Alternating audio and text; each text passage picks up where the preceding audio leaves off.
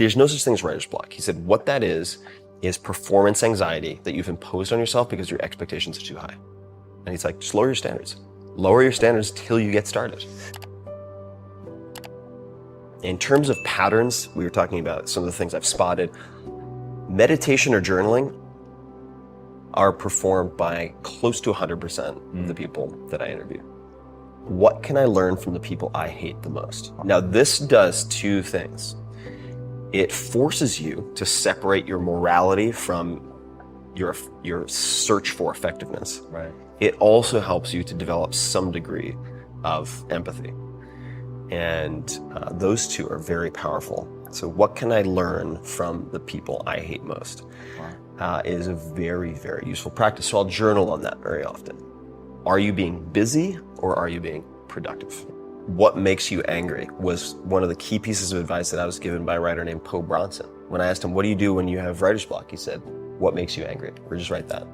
Copyright your faults. And of course there are weaknesses you should address, but then there are flaws that can be converted into strengths. So I think that's another way to catalyze creativity or just creating anything, is to realize that some of your biggest flaws may in fact be assets. This is Derek's recommendation to his younger self and really to any 20 or 30 something, but it applies to everybody, which is, in effect, you can do almost everything you want in life, but you can't do it at the same time. And if you can just dedicate yourself to one thing for even a year, and then the next thing for a year, you can do those 10 things. He said, when I start to get really stressed out, I just stop. Because I realize like 95% is enough for getting almost all of the results that I want and making it sustainable. The impact that I want to have on the world right now would be creating a benevolent army of super learners who test the impossibles. Are you hunting antelope or are you hunting field mice? And the story he would tell is that of a lion in the Serengeti. He's like, if you're always chasing field mice as a lion, you'll get a snack, you might even survive, but you might end up starving because you're getting these little Scooby snacks, and that's not his words, mine, that make you feel good and give you the illusion of accomplishing something real.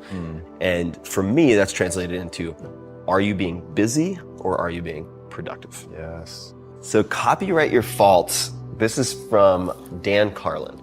But copywriting your faults. Dan was a radio guy before he was a podcast guy. And he was constantly getting criticized because he would go into the red. He would shout and he was really loud and he'd go up and he'd peak and drive all the audio people crazy. And then he'd get really low and whisper and they're just like, dude, come on, you're killing me here. Making my job really hard. And his supervisors at the time, they're like, look, kid, what people want is this like deep, dignified baritone voice for the radio. I don't have a voice for radio, so I can't do it. Later on, he had such a distinctive voice that people started complimenting him. And he's like, okay, so now this so-called weakness that he was unable to fix, so he didn't fix it.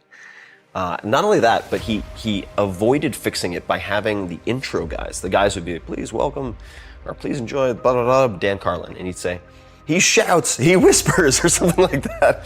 He had the intro guy do a caveat so that he didn't have to change his personal style, which later then became this huge asset. And his term is copyright your faults. He's like, now if someone imitates me, he's like, that's my jam. He's like, that's my shtick.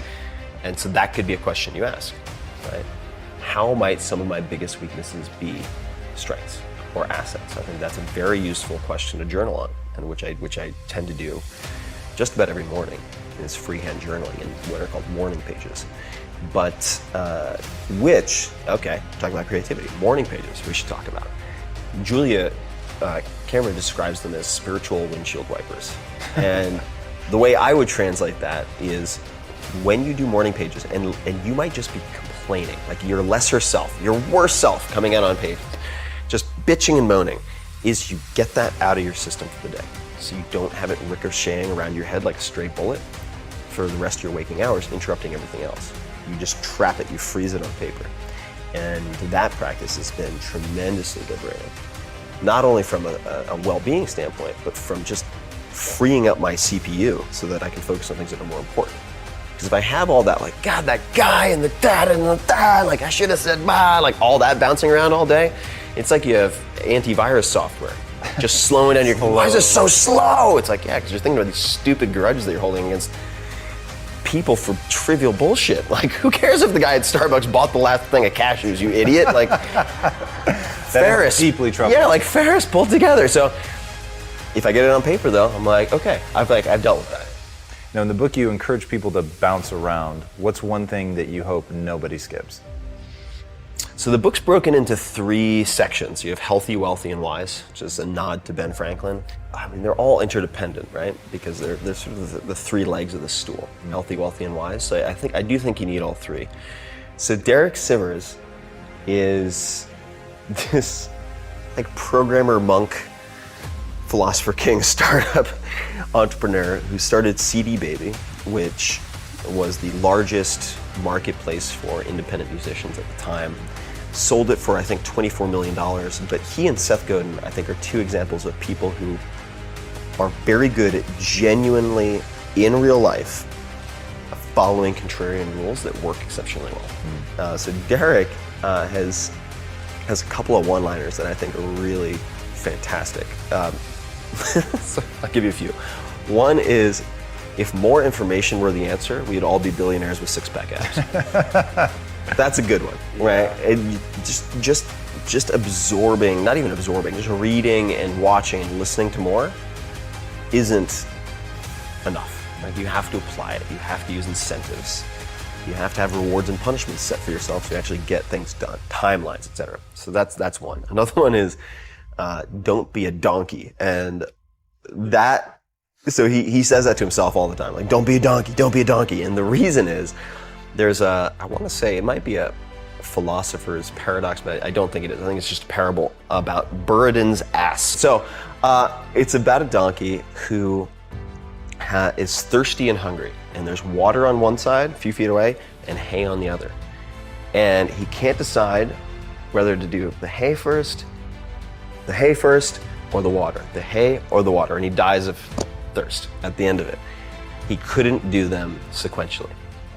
So this is Derek's recommendation to his younger self, and really to any 20 or 30 something, but it applies to everybody, which is, in effect, you can do almost everything you want in life, but you can't do it at the same time. And if you can just dedicate yourself to one thing for even a year, and then the next thing for a year, you can do those 10 things. But if you try to do all 10 at once, you're gonna be Buridan's ass.